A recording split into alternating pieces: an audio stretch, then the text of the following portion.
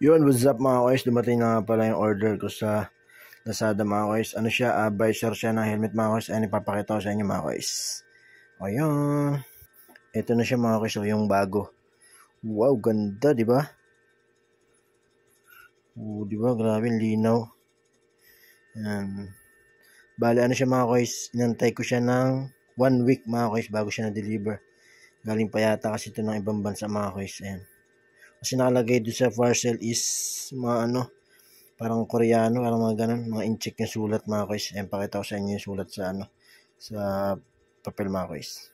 Ayan mga koys, ayan mga koys, yung ng seller mga koys, di ba incheck, kaya galing pa yata sa ibang bansa to, kaya palang tagal dumating.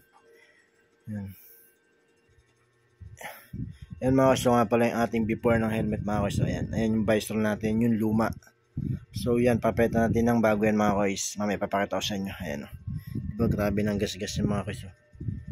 Kaya pag naulan o kahit di naulan, pag binababa ko yung visor na yan, halos wala na makita sa kalsada mga koys. Ayan, papakita ko sa inyo, papeta natin yan. Ayan, una mga koys, may tatanggalin kayo dyan. Ito yan mga koys, yung tatanggalin nyo. Bali, ayan, kung nakikita nyo mga koys, sa lock nya mga koys, meron siyang O, then meron siyang C. So yung O open, then yung C close. Ayan. Yan yung lock niya mga koys, tinanggal ko yan dyan. Para makuha natin itong visor kasi papeta natin ng bago.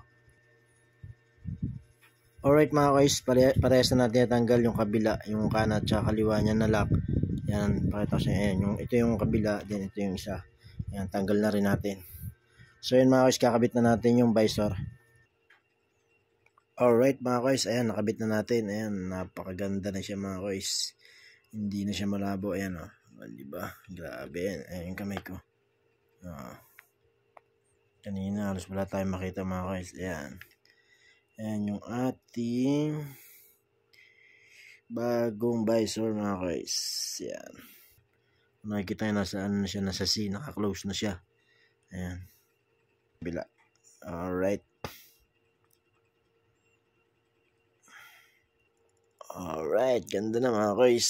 Hindi na tayo mahirapan sa kalsada.